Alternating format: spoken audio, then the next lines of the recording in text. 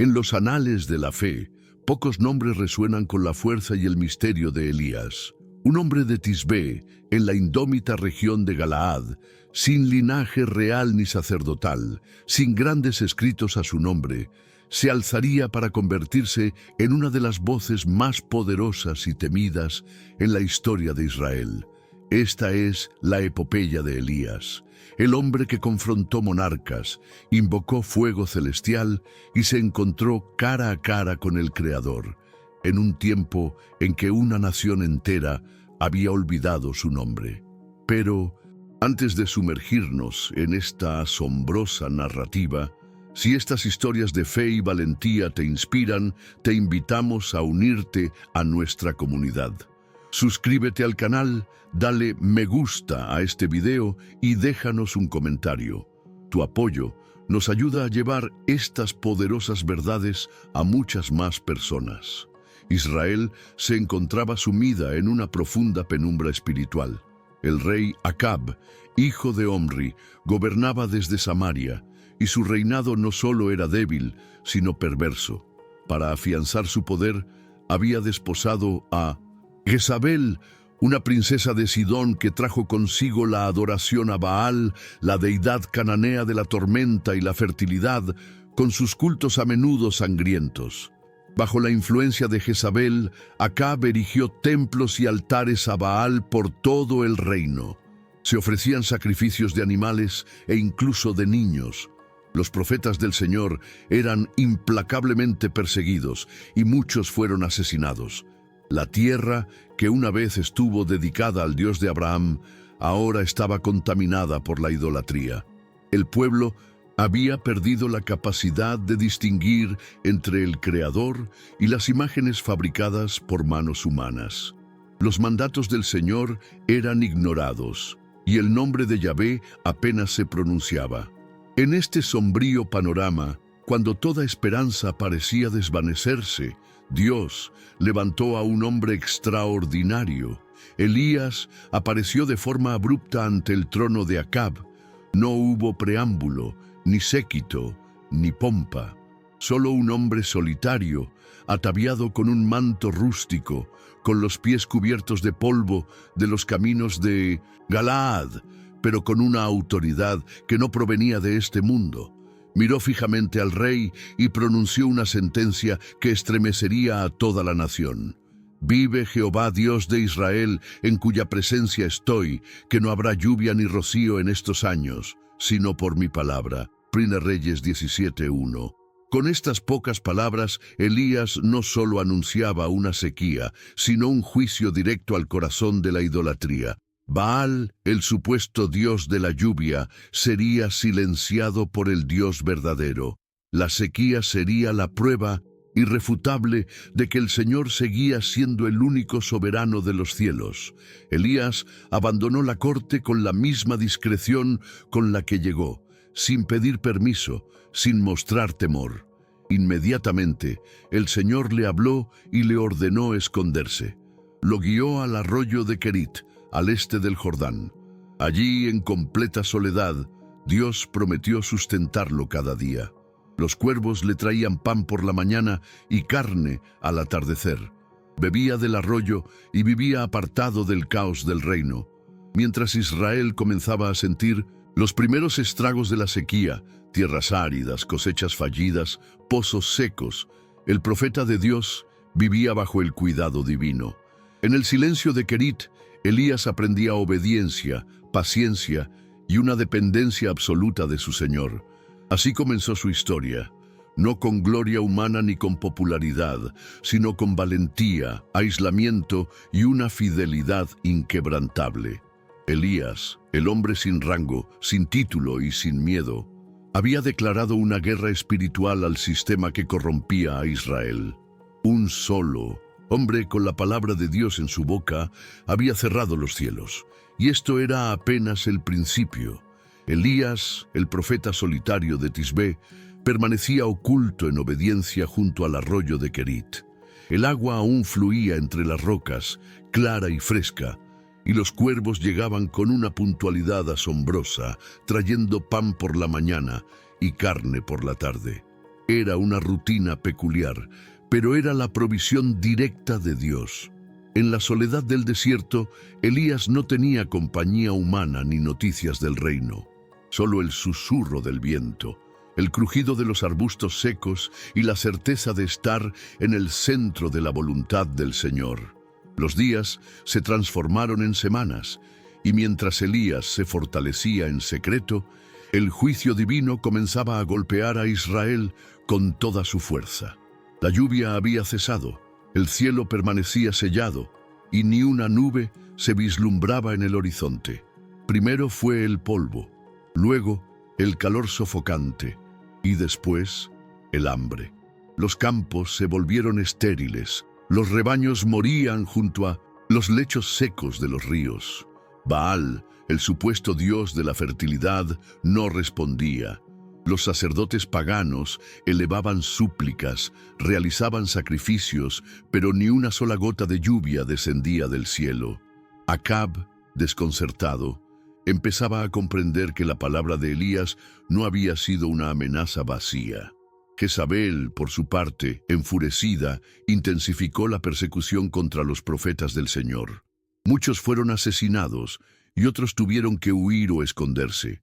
Pero Elías, lejos del palacio, vivía en una paz que no era de comodidad, sino la paz de saber que estaba exactamente donde Dios quería que estuviera.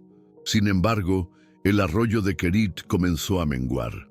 Cada día su nivel descendía. El murmullo del agua se hacía más débil, hasta que un día se secó por completo. Ya no había corriente, ni humedad, ni sustento. El lugar de refugio se había convertido en un lugar de prueba. Elías sabía que Dios no lo había olvidado, pero comprendía que la obediencia no siempre traía seguridad inmediata. Aún así, esperó. Y entonces, la voz del Señor se manifestó a él una vez más.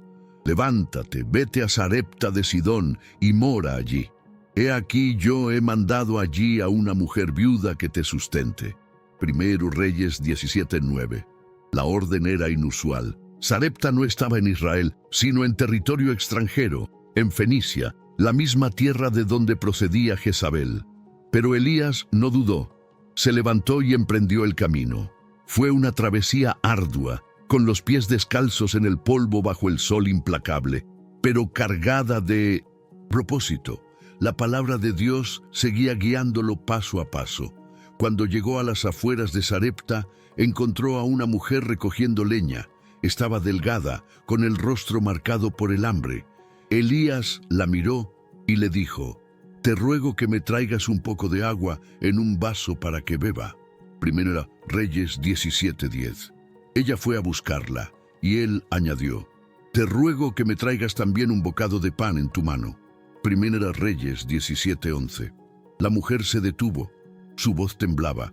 «Vive Jehová tu Dios, que no tengo pan cocido. Solamente un puñado de harina tengo en la tinaja, y un poco de aceite en una vasija. Y ahora recogía 2 leños para entrar y prepararlo para mí y para mi hijo, para que lo comamos y nos muramos». Primera Reyes 17:12. Elías la miró con compasión, pero también con firmeza. Sabía que Dios había orquestado ese encuentro.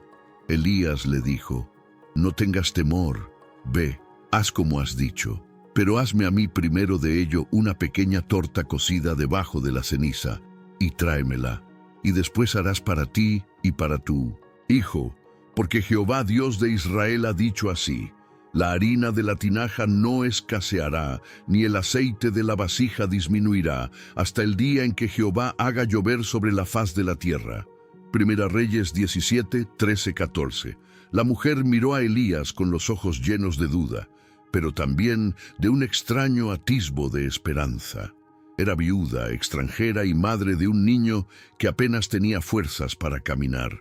El hambre los había debilitado, la sequía los había rodeado, y la muerte parecía ser la única puerta abierta. Sin embargo, la promesa de aquel forastero sonaba diferente. No pedía caridad, hablaba en nombre del Dios de Israel, un Dios que ella apenas conocía. Obedeció. Entró en su humilde casa de barro, encendió una lumbre con los leños que había recogido y amasó lo último de la harina con unas gotas de aceite. Preparó una torta y se la entregó a Elías. No sabía si esa sería su última acción en la tierra, pero lo hizo. Elías comió con calma. Luego, la mujer preparó otra torta para ella y su hijo. No entendía cómo, pero al mirar la tinaja y la vasija, ambas contenían lo mismo que antes. La harina no había disminuido. El aceite no se había agotado. Era un milagro silencioso, pero firme, diario, pero real. Y así fue. Desde ese día, cada mañana al despertar, la viuda encontraba la harina suficiente y el aceite exacto. Nunca sobraba, pero nunca faltaba. Elías habitó con ella y su hijo durante muchos días. Comían juntos, compartían las labores y el profeta hablaba del Dios vivo que había detenido los cielos y ahora sostenía una casa extranjera en medio de la hambruna. La mujer escuchaba, aprendía. No conocía todas las leyes de Israel ni entendía todos los caminos de ese Dios que hablaba por profetas, pero cada día que su hijo comía era una enseñanza viva. Ya no recogía leña para su último pan, sino para la provisión continua de un Dios que veía a los humildes y sostenía a los olvidados. Sin embargo, la prueba volvió a tocar su puerta. Pasado algún tiempo, el hijo de la mujer enfermó. Al principio fue fiebre, luego debilidad, hasta que dejó de respirar. El pequeño murió en los brazos de su madre, y el dolor que la había abandonado por un tiempo regresó con furia. Gritó, lloró, miró a Elías con los ojos del sufrimiento y la acusación. ¿Qué tengo yo contigo, varón de Dios? Has venido a mí para traer a memoria mis iniquidades y para hacer morir a mi hijo. 1 Reyes 17:18. Elías no respondió con palabras humanas. Tomó al niño de sus brazos, subió al aposento donde dormía y lo puso sobre su cama. Luego clamó al Señor con dolor, con intensidad, con lágrimas. «Oh Jehová, Dios mío, aún a la viuda en cuya casa estoy hospedado has afligido, haciendo morir a su hijo». 1 Reyes 17:20. Se tendió sobre el niño 3 veces y clamó de nuevo, «Oh Jehová, Dios mío, te ruego que el alma de este niño vuelva a él». 1 Reyes 17:21. Entonces sucedió lo imposible. El Señor oyó la voz de Elías. El alma del niño volvió a su cuerpo y vivió. El profeta bajó las escaleras cargando al niño y lo entregó vivo a su madre. «Mira, tu hijo vive». 1 Reyes 17:23. La mujer lo abrazó con asombro. Sus ojos ya no mostraban duda. «Ahora conozco que tú eres varón de Dios y que la palabra de Jehová es verdad en tu boca». 1 Reyes 17:24. La viuda que había preparado su última comida para morir, ahora creía en el Dios que da vida. Y Elías, el profeta escondido, seguía siendo refinado en fe, en obediencia, en propósito. Pasaron los días y luego los meses. La sequía no cesaba. Los campos de Israel eran un desierto agrietado. Los pastos morían. El hambre ya no era solo sufrimiento, era muerte. Las ciudades estaban llenas de lamentos y los clanes clamaban sin recibir respuesta. Los sacerdotes de Baal multiplicaban sus rituales, cortándose la piel, cantando hasta la extenuación, pero el cielo seguía cerrado. Baal, el dios de las lluvias, permanecía en silencio. En ese contexto de desesperación, la palabra del Señor vino de nuevo a Elías. «Ve, muéstrate a Acab, y yo haré llover sobre la faz de la tierra». 1 Reyes 18:1. Elías, fortalecido por las pruebas pasadas, descendió de Sarepta y emprendió el camino hacia el reino de Israel. No fue con ejército ni con escoltas, no llevaba espada ni pancartas. Solo caminaba con la certeza de que hablaba en nombre del Dios vivo. 3 años habían pasado desde que se ocultó, 3 años de juicio sobre la nación. Mientras tanto, Acab estaba desesperado. Había enviado emisarios a todas las naciones vecinas en busca de Elías, convencido de que la culpa de la sequía era suya. Pero el profeta no aparecía y el agua escaseaba cada día más. Incluso el propio rey salió en busca de pastos, acompañado por su mayordomo Abdías, un hombre temeroso del Señor, que en secreto había escondido a 100 profetas fieles en cuevas y los sustentaba con pan y agua. Fue en uno de esos recorridos que Abdías se encontró con Elías en el camino. Lo reconoció de inmediato y se postró ante él. ¿No eres tú, mi señor Elías? Primera Reyes 18:7. Yo soy. Ve, di a tu señor, aquí está Elías. Primero Reyes 18:8. Abdías se estremeció. ¿Qué pecado he cometido para que entregues a tu siervo en manos de Acab para que me mate? Vive Jehová tu Dios, que no ha habido nación ni reino a donde mi señor no haya enviado a buscarte. Y en cuanto decían, no está aquí, él hacía jurar a reinos y a naciones que no te habían hallado. Y ahora dices tú, ve, di a tu señor, aquí está Elías. Acontecerá que cuando yo me haya ido de ti, el Espíritu de Jehová te llevará a donde yo no sepa. Y al venir yo y dar aviso a Acab, al no hallarte él, me matará. Y tu siervo ha temido a Jehová desde su juventud. Primero Reyes 18:9-12. Pero Elías respondió con firmeza, vive Jehová de los ejércitos, en cuya presencia estoy, que hoy me mostraré a él. Primero Reyes 18:15. Abdías obedeció, fue ante el rey y le anunció la presencia del profeta. Acab, sin demora, fue a su encuentro. Cuando lo vio, lo increpó con ira. ¿Eres tú el que turbas a Israel? Primero Reyes 18:17. Pero Elías no retrocedió. Su voz era firme, su espíritu lleno de la autoridad divina. Yo no he turbado a Israel, sino tú y la casa de tu padre, dejando los mandamientos de Jehová y siguiendo a los Baales. Envía, pues, ahora y congrégame en el monte Carmelo a todo Israel, y a los 450 profetas de Baal, y a los 400 profetas de Asera que comen de la mesa de Jezabel. Primero Reyes 18:19. Era un desafío directo, un duelo espiritual en la cima del Carmelo. No se trataba solo de un enfrentamiento entre hombres, sino entre deidades, entre el Dios de Israel y los ídolos de piedra. Elías, un solo profeta, contra cientos de falsos sacerdotes, un monte como escenario, un pueblo entero como testigo.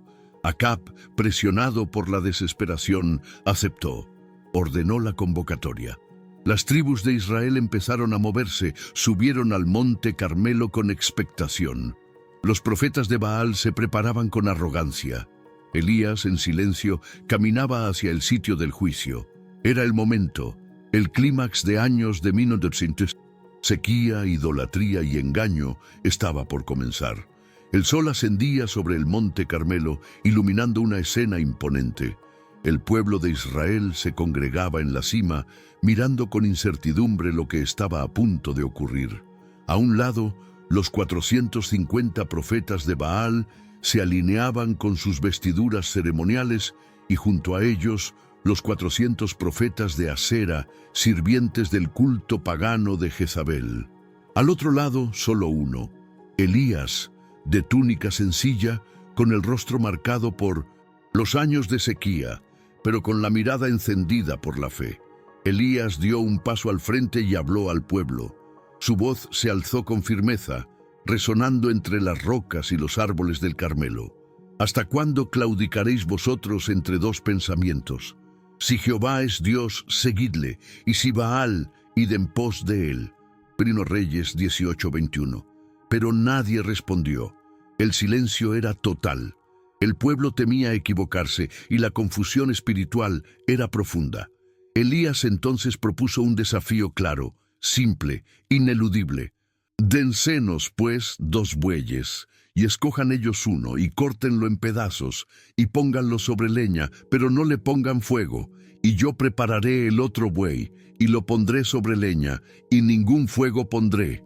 Invocad luego vosotros el nombre de vuestros dioses, y yo invocaré el nombre de Jehová, y el Dios que respondiere por medio de fuego, ese sea Dios. Primera Reyes 18:23-24. El pueblo asintió.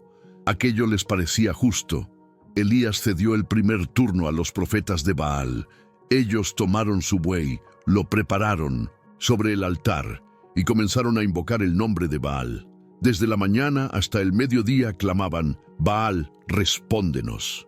Primero Reyes 18:26. Danzaban, gritaban, se agitaban frenéticamente, pero no había voz, ni quien respondiese, ni quien escuchase. El altar seguía intacto, el fuego no descendía, el cielo estaba mudo. Al mediodía, Elías habló con ironía: Gritad en alta voz, porque Dios es. Quizá está meditando, o tiene algún trabajo, o va de camino. Quizá duerme y hay que despertarle. Primero Reyes 18:27. Los profetas, desesperados, se cortaban con cuchillos y lancetas, conforme a su costumbre, hasta que la sangre corría sobre ellos. El frenesí se volvió gritería, el clamor se volvió caos, pero no hubo respuesta. Pasó el tiempo, cayó la tarde, el altar seguía frío. Entonces Elías llamó al pueblo: Acercaos a mí. Primero Reyes 18:30. Y todos se acercaron. Con calma, Elías reparó el altar del Señor que estaba arruinado. Tomó 12 piedras, conforme al número de las tribus de Israel, recordando su unidad espiritual bajo el pacto de Dios. Con las piedras edificó un nuevo altar, cavó una zanja alrededor, colocó la leña y preparó el buey sobre ella. Pero no se detuvo allí. Llenad 4 cántaros de agua y derramadla sobre el holocausto y sobre la leña. Primera Reyes 18:33. Lo hicieron, y Elías repitió: Hacedlo otra vez. Primera Reyes 18:34. Y lo hicieron, y de nuevo: Hacedlo la tercera vez. Primera Reyes 18:34. Y lo repitieron. El agua corría por todo el altar y llenó la zanja. Estaba completamente empapado. No había posibilidad de que el fuego surgiera por accidente o truco humano. Llegada la hora del sacrificio de la tarde, Elías se acercó al altar y oró: Jehová, Dios de Abraham, de Isaac y de Israel, sea hoy manifiesto que tú eres Dios en Israel, y que yo soy tu siervo, y que por mandato tuyo he hecho todas estas cosas. Respóndeme, Jehová, respóndeme, para que conozca este pueblo que tú, oh Jehová, eres el Dios, y que tú vuelves a ti el corazón de ellos. Primero Reyes 18:36-37. Y entonces ocurrió: el fuego del cielo descendió, consumió el holocausto, la leña, las piedras, el polvo, y hasta lamió el agua de la zanja. Era fuego puro, divino, inconfundible. El pueblo cayó sobre su rostro y gritó: Jehová es el Dios, Jehová es el Dios. Primera Reyes 18:39. El monte Carmelo temblaba, no por un terremoto, sino por la conmoción espiritual que acababa de ocurrir. El fuego celestial que descendió en respuesta a la oración de Elías no solo consumió el sacrificio, sino que también quemó en el corazón del pueblo toda duda. Ya no había silencio ni titubeo. El pueblo, arrodillado, gritaba al unísono: Jehová es el Dios, Jehová es el Dios. Por fin, después de años de idolatría, el corazón de Israel se quebrantaba. Los ojos espirituales de la nación comenzaban a abrirse. Elías, aún de pie junto al altar humeante, no celebraba con júbilo, sino con solemnidad. Sabía que aún quedaba una tarea por cumplir: erradicar el mal que había sumido al reino en oscuridad. Se volvió hacia el pueblo y proclamó con voz firme: Prended a los profetas de Baal para que no escape ninguno. Primero Reyes 18:40. El pueblo, enardecido por la manifestación divina, obedeció. Uno a uno los profetas fueron capturados, sus vestiduras rasgadas por manos decididas. No hubo escapatoria. Elías los condujo al arroyo de Cisón, al pie del monte, y allí fueron ejecutados. Era el juicio de Dios contra años de corrupción religiosa, de engaño, de sangre inocente derramada por orden de Jezabel. Elías no actuaba con venganza, sino como instrumento de justicia divina. El pueblo había vacilado demasiado tiempo. Ahora el Señor restauraba su santidad. El silencio que siguió fue pesado. No era el silencio de la duda, sino el de la reflexión. Las aguas del arroyo arrastraban los restos de un sistema pagano que había sido desenmascarado. Elías una vez más subió al monte, pero ahora no era para desafiar, sino para interceder. La obra aún no estaba completa. Israel había sido sacudido, pero la sequía seguía. Elías le dijo a Acab: «Sube, come y bebe, porque una gran lluvia se oye». Primera Reyes 18:41. Acab, aún atónito por lo que había presenciado, regresó a su campamento, pero Elías no fue con él. El profeta subió aún más alto en el monte, se postró en tierra y puso su rostro entre las rodillas. Era una postura de humildad, de súplica. Elías oraba, no por fuego esta vez, sino por agua, no por juicio, sino por misericordia. Llamó a su criado: «Sube ahora y mira hacia el mar». Primera Reyes 18:43. El criado obedeció. Miró hacia el horizonte, hacia el oeste, donde el mar Mediterráneo solía anunciar la llegada de la lluvia. Pero no vio nada. No hay nada. Primera Reyes 18:43. Elías no se movió. Volvió a orar. De nuevo envió a su criado, y otra vez y otra. 7 veces repitió la acción. 7 veces insistió. No hubo impaciencia, solo fe. Una fe que no depende de lo que se ve, sino de lo que se cree. En la 7ª ocasión el criado exclamó: «He aquí una pequeña nube como la palma de la mano de un hombre, que sube del mar». Primera Reyes 18:44. Era pequeña, insignificante a los ojos naturales, pero para Elías era suficiente. Se levantó y dijo: «Ve y di a Acab: unce tu carro y desciende, para que la lluvia no te detenga». Primera Reyes 18:44. Y mientras hablaba, los cielos se oscurecieron. Las nubes se reunieron, el viento sopló y la lluvia largamente esperada cayó con fuerza sobre la tierra sedienta. El juicio había terminado. La restauración comenzaba. La sequía, símbolo de la sequedad espiritual del pueblo, daba paso al rocío de la reconciliación. Israel había visto al Dios verdadero, había presenciado el poder y la gracia, y Elías, fiel hasta el fin, se convirtió en el instrumento de ese cambio. La lluvia golpeaba con fuerza los campos resecos de Israel, y la tierra, después de 3 años y medio de sequía, comenzaba a respirar de nuevo. Pero mientras las gotas caían como bendición sobre el pueblo, sobre el corazón de Elías se cernía una nueva tormenta. Esta vez no del cielo, sino del corazón endurecido de una mujer, Jezabel. La reina, al enterarse del juicio sobre los profetas de Baal, no se quebrantó, no tembló ante el fuego de Dios, ni se rindió ante su poder. En lugar de ello, envió un mensaje cargado de furia y amenaza. «Así me hagan los dioses y aún me añadan, si mañana a estas horas yo no he puesto tu persona como la de uno de ellos». Primera Reyes 19:2. Elías, el hombre que había desafiado a un rey que había invocado fuego del cielo, ahora temió. Era humano. La amenaza de Jezabel penetró en su alma agotada. Después de la batalla espiritual, del enfrentamiento con el pueblo, de la constante presión, el profeta se sintió quebrado y huyó. Desde Jezreel corrió hacia el sur, cruzando el reino de Judá hasta llegar a Beerseba. Allí dejó a su criado y siguió solo al desierto. Sus pasos eran pesados, su corazón estaba turbado. Ya no se sentía fuerte, no era el mismo hombre que se había enfrentado a cientos de falsos profetas. En el desierto no había fuego, ni lluvia, ni multitudes, solo arena, silencio y el peso de su carga interna. Caminó un día entero hasta que, exhausto, se sentó bajo un enebro. Allí, en soledad absoluta, el profeta oró, pero esta vez no para mostrar el poder de Dios. Oró desde la desesperanza. «Basta ya, oh Jehová, quítame la vida, pues no soy yo mejor que mis padres». Primera Reyes 19:4. No pedía fuego, no pedía milagros, solo pedía terminar.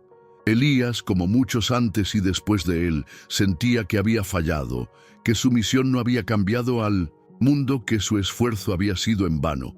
Era una oración rota, la de un hombre al límite. Entonces se durmió bajo aquel arbusto, rendido por el cansancio y el dolor. Pero Dios no lo abandonó, no respondió con reproche, sino con ternura. Un ángel lo tocó y le dijo: «Levántate y come». Primera Reyes 19:5. Elías abrió los ojos. Frente a él había una torta cocida sobre las brasas y una vasija de agua. Comió y volvió a dormirse. Una segunda vez el ángel regresó, lo tocó y dijo: «Levántate y come, porque largo camino te resta». Primero Reyes 19:7. No fue una orden, fue un cuidado silencioso. Dios no gritó, no reprendió, no exigió, solo lo alimentó como una madre a su hijo débil. Elías comió y, fortalecido por aquella comida celestial, caminó durante 40 días y 40 noches hasta Horeb, el monte de Dios. Allí se refugió en una cueva. Era el mismo monte donde Moisés había encontrado al Altísimo. Ahora Elías buscaba respuestas, dirección, tal vez una razón para seguir. La historia aún no había terminado, aunque él pensaba que sí. Dios lo observaba, no lo había olvidado. El silencio del desierto no era abandono, sino preparación. Elías no lo sabía, pero en ese lugar solitario, a punto de rendirse, estaba a las puertas de una de las revelaciones más profundas de su vida. La voz del Señor se haría oír, no en fuego ni en tormenta, sino en lo invisible. La cueva en Horeb era fría y oscura, pero no más que el corazón de Elías. Allí, entre las sombras de la roca, el profeta esperaba, no por instrucciones, sino tal vez por una señal de que su vida aún tenía propósito. Había hecho todo lo que sabía hacer, había enfrentado reyes, desafiado ídolos, invocado fuego, orado por lluvia, huido al desierto, y ahora estaba allí, solo. Entonces vino a él la palabra del Señor: «¿Qué haces aquí, Elías?». Primero Reyes 19:9. Era una pregunta profunda, no para obtener información, sino para hacer reflexionar. Dios no necesitaba la respuesta. Elías sí.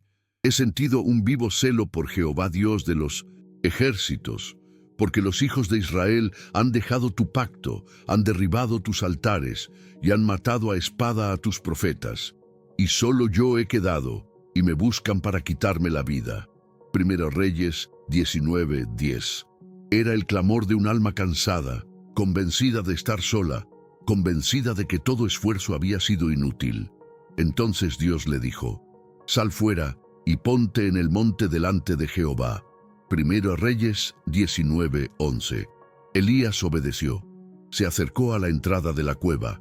El viento comenzó a soplar con furia, un viento tan fuerte que hendía los montes y rompía las peñas, pero el Señor no estaba en el viento.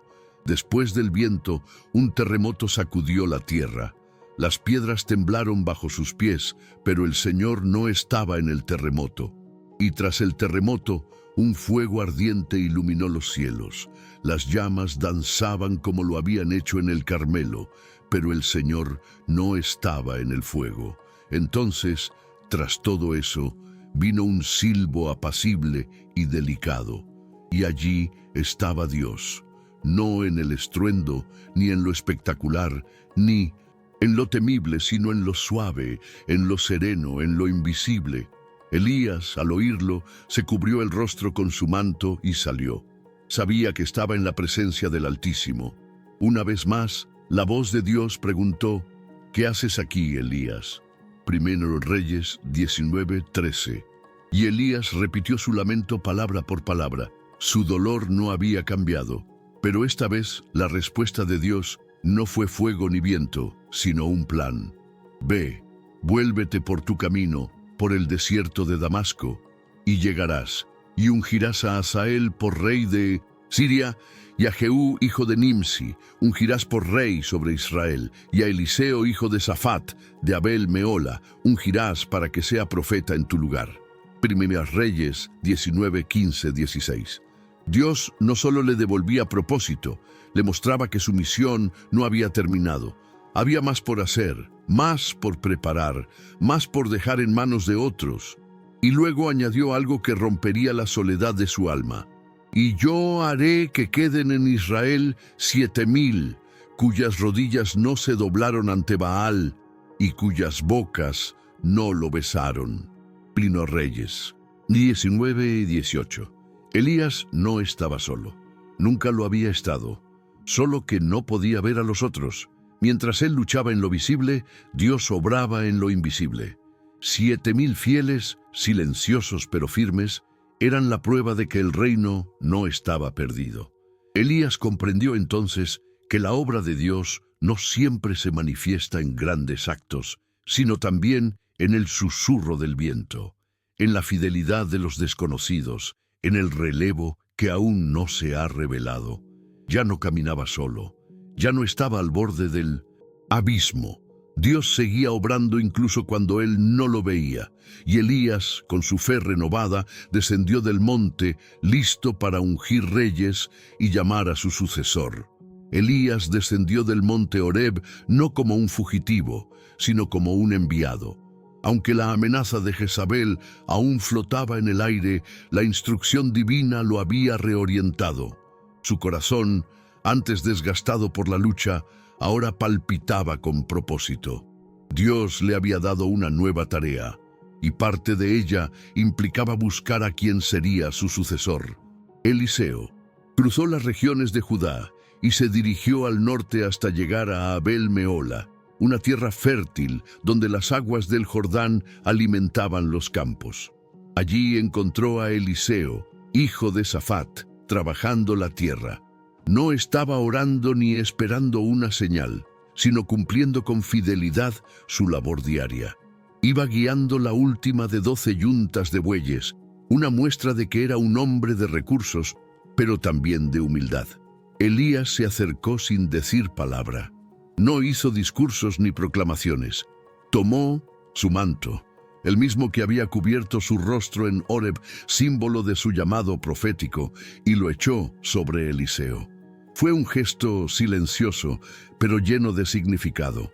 No era un simple manto, era un llamado, una invitación a dejarlo todo y seguir una vida de obediencia y servicio a Dios. Eliseo se detuvo de inmediato. Comprendía el gesto.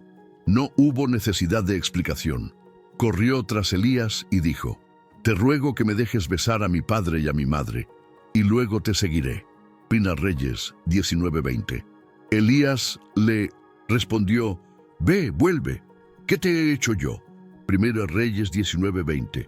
No era una reprensión, sino una afirmación de que la decisión debía ser suya. Elías no obligaba, el llamado debía ser libre. Eliseo volvió, pero no para retractarse, sino para despedirse como quien quema sus puentes. Tomó la yunta de bueyes, la sacrificó, y con el arado y los aparejos coció la carne y la dio al pueblo para comer. Fue un acto simbólico. Su antigua vida había terminado, no habría marcha atrás. Luego se levantó, siguió a Elías y le servía no como igual, sino como discípulo, como aprendiz. Elías, por su parte, encontró consuelo en la compañía. Por años había caminado solo, llevando el peso de la palabra de Dios sobre sus hombros. Ahora tenía a alguien que caminaría con él, que aprendería, que eventualmente continuaría la obra. Eliseo no era solo un ayudante, era una señal viva de que el propósito de Dios se extendía más allá de una sola generación. El tiempo pasó, y Eliseo acompañó a Elías por las ciudades y caminos del reino. Escuchaba sus palabras, observaba sus actos, aprendía su carácter. Había en él una disposición profunda, una entrega sin reservas. Mientras el juicio divino aún caía sobre los reinos infieles, Dios obraba en lo secreto, formando al nuevo profeta en el silencio del servicio. Entretanto, Elías cumplió también con las otras instrucciones. Ungió a Hazael como futuro rey de Siria y a Jehú como instrumento de juicio sobre la casa de Acab. Elías no vería todas las consecuencias de estas acciones, pero sabía que la historia no dependía de su presencia, sino del plan de Dios. Había comprendido que ser instrumento de Dios no significa ver siempre los frutos, sino obedecer con fidelidad. Y ahora, con Eliseo a su lado, sabía que la antorcha no se apagaría, que la palabra seguiría corriendo. Elías no había terminado aún. Una última etapa lo esperaba. No sería una muerte común. Su destino, ya marcado desde antes, se revelaría pronto de manera sobrenatural, y Eliseo estaría allí para presenciarlo. El tiempo de Elías sobre la tierra llegaba a su fin, pero no sería una despedida común. No conocería la muerte como la mayoría de los hombres. Dios había preparado algo distinto, algo que marcaría para siempre la memoria de su discípulo y confirmaría la grandeza del propósito que lo había sostenido desde el principio. Elías lo sabía. Eliseo también lo intuía. Los dos caminaban juntos desde Gilgal cuando Elías dijo a su discípulo: «Quédate ahora aquí, porque Jehová me ha enviado a Betel». 2 Reyes 2:2. Pero Eliseo respondió con firmeza: «Vive Jehová y vive tu alma, que no te dejaré». 2 Reyes 2:2. Juntos descendieron a Betel. Allí los hijos de los profetas, aquellos aprendices que vivían en comunidad, salieron a recibirlos. Uno de ellos tomó a Eliseo aparte y le dijo: «¿Sabes que Jehová te quitará hoy a tu señor de sobre ti?» 2 Reyes 2:3. «Sí, yo lo sé. Callad». 2 Reyes 2:3. Era un día sagrado, un momento que no necesitaba ser anunciado con palabras, sino vivido con reverencia. Elías volvió a hablar: «Eliseo, quédate aquí ahora, porque Jehová me ha enviado a Jericó». 2 Reyes 2:4. Pero Eliseo repitió su fidelidad. No lo dejaría. En Jericó, los hijos de los profetas también sabían lo que sucedería. Elías era más que un hombre, era un siervo escogido, y su partida era parte del plan divino. Finalmente Elías le dijo: «Te ruego que te quedes aquí, porque Jehová me ha enviado al Jordán». 2 Reyes 2:6. Y una vez más, Eliseo se negó a apartarse. Ambos llegaron a las orillas del río. 50 hombres de los hijos de los profetas los seguían desde lejos, observando en silencio. Elías tomó su manto, lo dobló y golpeó las aguas. Entonces el Jordán se abrió en dos, y los dos pasaron en seco, como lo hicieran los antiguos hebreos al entrar a la tierra prometida. Del otro lado del río, mientras el viento soplaba y el sol descendía en el horizonte, Elías se volvió a su discípulo: «Pide lo que quieras que haga por ti antes que yo sea quitado de ti». 2 Reyes 2:9. Eliseo no dudó: «Te ruego que una doble porción de tu espíritu sea sobre mí». 2 Reyes 2:9. Era una petición profunda, no de poder, sino de responsabilidad. Eliseo no pedía gloria, pedía capacidad para continuar la obra, para llevar la carga que Elías dejaría atrás. Elías lo miró con seriedad. «Cosa difícil has pedido. Si me vieres cuando fuere quitado de ti, te será hecho así, mas si no, no». 2 Reyes 2:10. Y mientras caminaban y hablaban, de pronto apareció un carro de fuego con 1900 caballos de fuego que los separó. Elías fue elevado en un torbellino al cielo.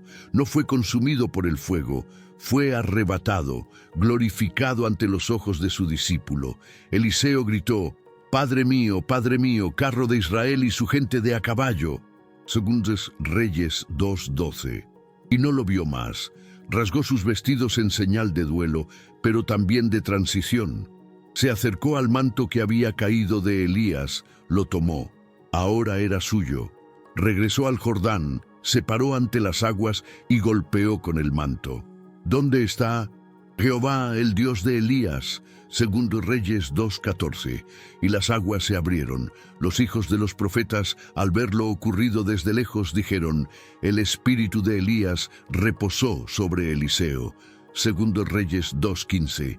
Así comenzó el ministerio del nuevo profeta, pero Elías no fue olvidado. Siglos después, aún se hablaba de él. Su figura se convirtió en símbolo de la fidelidad profética, del poder de Dios, del fuego que purifica y del cielo que llama. Esta fue la historia de Elías, el hombre que caminó con Dios, desafió reyes, oyó su voz en el silencio y no conoció la muerte. Su legado perdura, recordándonos que la fe, la obediencia y la valentía pueden transformar el destino de una nación.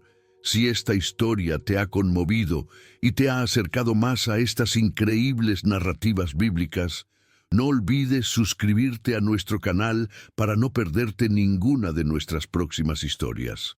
Dale me gusta a este video y comparte tus reflexiones en los comentarios. Tu participación es muy valiosa para nosotros.